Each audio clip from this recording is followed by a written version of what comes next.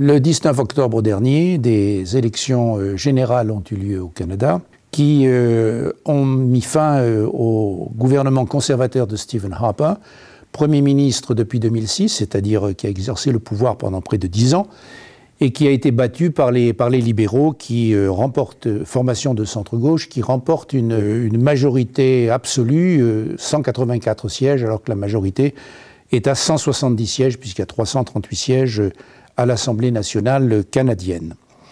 Ce gouvernement majoritaire, alors qu'il n'était pas du tout prévu, parce que les sondages semblaient indiquer qu'il y aurait un gouvernement minoritaire, c'est donc un gouvernement majoritaire, les libéraux n'étaient pas donnés gagnants, et ils remportent près de 40% des voix, alors que les conservateurs n'obtiennent que 99 sièges, en ayant presque 32% des voix. Donc il y a 8 points d'écart entre les deux formations qui sont les deux partis dominants au Canada.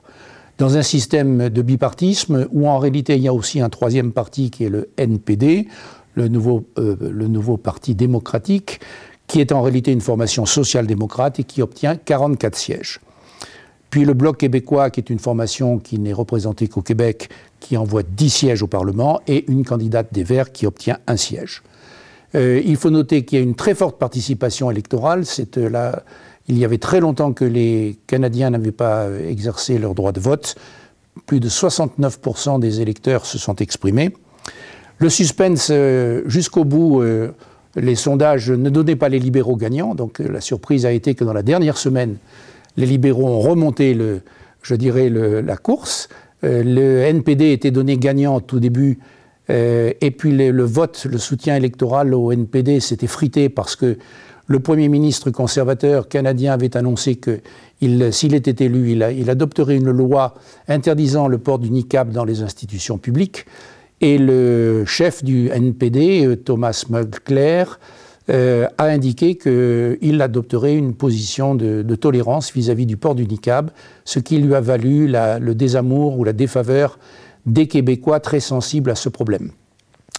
Le suspense donc a duré jusqu'au bout et c'est une surprise de voir les libéraux arriver au pouvoir.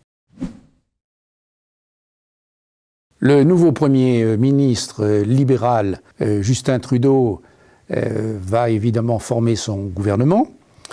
Justin Trudeau est un jeune homme intéressant et fascinant. D'abord, il est le fils de son père qui, évidemment, pose un problème par rapport au fonctionnement démocratique d'une société parce qu'il y a un côté dynastie dans l'élection du fils, puisque Trudeau, le père, a été Premier ministre entre 1968 et 1984 à 2 reprises. Et on a le sentiment, en voyant Justin Trudeau, que c'est la copie conforme de son père. C'est un garçon dynamique, charismatique, qui a parcouru tout le pays dans une campagne éblouissante. Il serre des mains, il est au contact du public, il fait un certain nombre de promesses, il a un style assez éblouissant, il a un côté jeunesse dorée, un côté rockstar. Bref, c'est un Kennedy à la canadienne. Et donc, on est plein d'espoir. En tout cas, il a remporté l'adhésion dans les derniers jours. Il est donc sur les traces de son père. Oui, il est intéressant de se pencher sur le programme politique de Justin Trudeau, qui a annoncé le changement. Alors, évidemment, le goût du changement est une tarte à la crème de la vie politique. Mais dans un pays de tradition britannique, l'alternance au pouvoir des 2 partis dominants fait que, précisément, le changement, c'est se débarrasser de l'équipe que l'on a sanctionnée. Son programme, il est extrêmement ambitieux. Les promesses électorales consistent à pratiquer des allègements fiscaux pour les classes moyennes, mais surtout d'investir massivement, de consentir des investissements dans les infrastructures publiques, près de 4 milliards d'euros qui vont permettre, bien sûr, de stimuler la croissance, qui n'est de 0,5%, et la création d'emplois, ce qui est évidemment un enjeu assez formidable, au risque d'augmenter la dette, puisque le précédent gouvernement avait réduit la dette à 0. On retrouve finalement la philosophie de Keynes après les vieilles théories économiques monétaristes. Il s'engage aussi à combattre les changements climatiques, donc on attend beaucoup de ses déclarations à la COP 21 à Paris. Il s'est aussi engagé à conduire une enquête sur les femmes autochtones disparues, donc un signe très fort vis-à-vis des Premières Nations, à revoir à la hausse le régime des pensions. Donc on voit bien que c'est une stratégie de conquête électorale tous azimuts. Et puis, en ce qui concerne l'intervention en Irak et en Syrie, l'arrêt, d'ailleurs ça a été notifié dès le lendemain de son élection, l'arrêt des frappes aériennes canadiennes en Irak et en Syrie, quitte à rapatrier les avions canadiens de façon ordonnée, pour le citer, et insister davantage sur la formation je dirais, des armées locales qui doivent prendre leur destin en main, sachant que Justin Trudeau ne soutient pas Bachar el-Assad.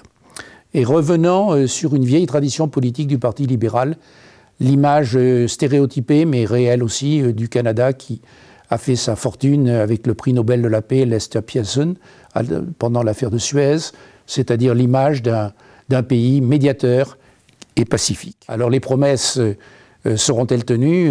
Il y a souvent loin entre les promesses et la réalité. Nous attendons la composition du cabinet le 4 novembre. Il s'est engagé à avoir autant d'hommes que de femmes dans son gouvernement, un très grand nombre de Québécois, puisque c'est un Québécois canadien parfaitement bilingue.